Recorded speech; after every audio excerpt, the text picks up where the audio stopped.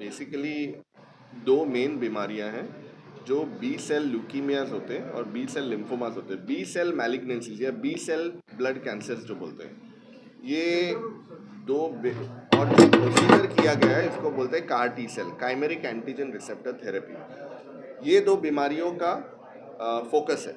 और क्योंकि ये थोड़ी रिवॉल्यूशनरी थेरेपी है, सब जगह नहीं होती, और अपोलो थोड़ा फोर फ्रंट पे ऐसी है इस बीमारी के ट्रीटमेंट्स में, इसीलिए ये प्रेस कॉन्फ्रेंस की गई है ताकि लोगों को हम बता सकें कि ये वाला थेरेपी जो है कार टी सेल थेरेपी हमारे यहाँ अच्छे से होनी चालू हो गई है।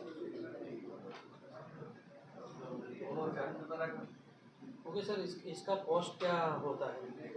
देखो, कॉस्ट अलग अलग चीज़ों का अलग अलग प्रकार से कॉस्ट किया जाता है।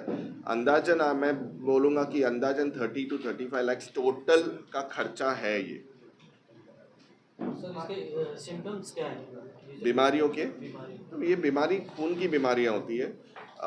कमज़ोरी, बहुत तेज बुखार, बहुत वजन कम होना, जोड़ों में दर्द, नई नई गांठें आने लग जाए नेक में या हाथों में, पेट में, और इतनी कमज़ोरी की हीमोग्लोबिन कम हो जाए, बार बार खून के बॉटल्स चढ़ाने पड़े, बार बार प्लेटलेट चढ़ाना पड़ा।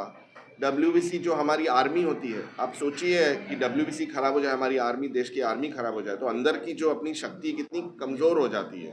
तो WBC की बीमारियाँ, तो ये बहुत कम या बहुत ज़्यादा ये ब्लड कैंसर्स में ऐसे प्रॉब्लम्स आते हैं। स्टेज में ये मेनली ये वाली बीमारी जो मैंने कहा, B cell leukemias and B cell lymphomas, progressive, मतलब अप फ्रंट अभी तक अप्रूवल नहीं आया है कि नया नया बीमारी चालू हुआ है तो क्या हम ये कार टी सेल कर सकते हैं। फिलहाल नहीं, इन द फ्यूचर यस। फिलहाल स्टैंडर्ड कीमोथेरेपी जो देते हैं वही है, लेकिन कुछ बीमारियां हैं ऐसी ये वाली जो इतना करने के बावजूद बीमारी वापस आ जाती है। गांठों को लेकर के जो पब्लिक में डर जो लोगों के अंदर रहता है, शरीर के अंदर तमाम तरह का मस्सा है, तमाम गांठें जो उत्पन्न हो जाती है, डर का माहौल आता है। क्या हर गांठें कैंसर का इशारा करती है? नहीं नहीं, आपने अच्छा सवाल किया कि ये रेयर है, इतना कॉमन नहीं है। तो बहुत बार गांठें रूटीन इन्फेक्शन होते हैं, अगर थ्रोट में हमें इन्फेक्शन हो तो भी हमारे यहाँ थोड़ी थोड़ी गांठें आ जाती है ना, टॉन्सिलाइटिस बोलते हैं। तो थोड़े थोड़े वायरल इन्फेक्शन उसमें भी आ जाती है। तो कभी कभी टीबी भी, हर गांठ टीबी नहीं होता।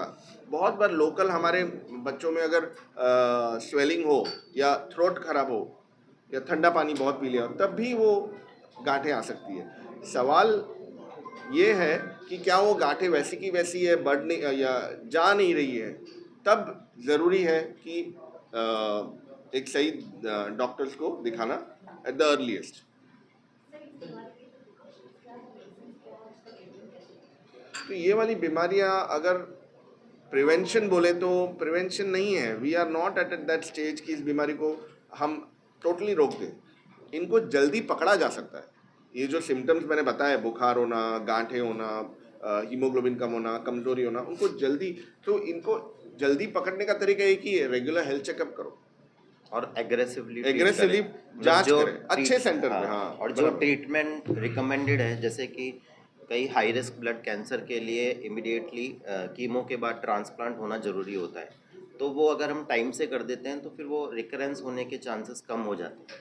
तो जो एविडेंस बेस्ड प्रैक्टिस और जो स्टैंडर्ड ऑफ केयर, मतलब जो ट्रीटमेंट उसको मिलना चाहिए वो मिल जाए, तो यस डेफिनेटली हम प्रिवेंट कर सकते हैं फिर फ्यूचर में रिलैप्स होने। जो हाई रिस्क ये बीमारियां हैं, जैसे डॉक्टर साहब बता रहे हैं, अभी भी बहुत बार हम बोन मैरो ट्रांसप्लांट करते हैं, और क्योंकि अपोलो का इंफ्रास्ट्रक्चर ऐसा है, फैसिलिटीज़ ऐसी है, ब्लड बैंक इतना रोबस्ट है, जो इन्फेक्शियस डिजीज़ डिपार्टमेंट, ICU, ये सब एक टीम बनाता है। अभी हम दोनों चेहरे दिख रहे हैं, लेकिन हमारा पूरा टीम है, स्टाफ जो नर्सेज है, वो खाली सेंट्रल लाइन डालने के लिए स्पेसिफिक नर्सेज होती है। तो रेडियोलॉजी डिपार्टमेंट है। तो एक इंफ्रास्ट्रक्चर बहुत ज़रूरी है ये सब चीज़ें करने के लिए। ऑपरेशन करा जाए तो उसका लगभग कितना खर्चा आता है? इसमें ऑपरेशन, ये वाली बीमारियों में ऑपरेशन नहीं होते। ये वाली बीमारियों में सर्जरीज नहीं होते। हम फिजिशियंस हैं, तो कट वट कुछ नहीं होता।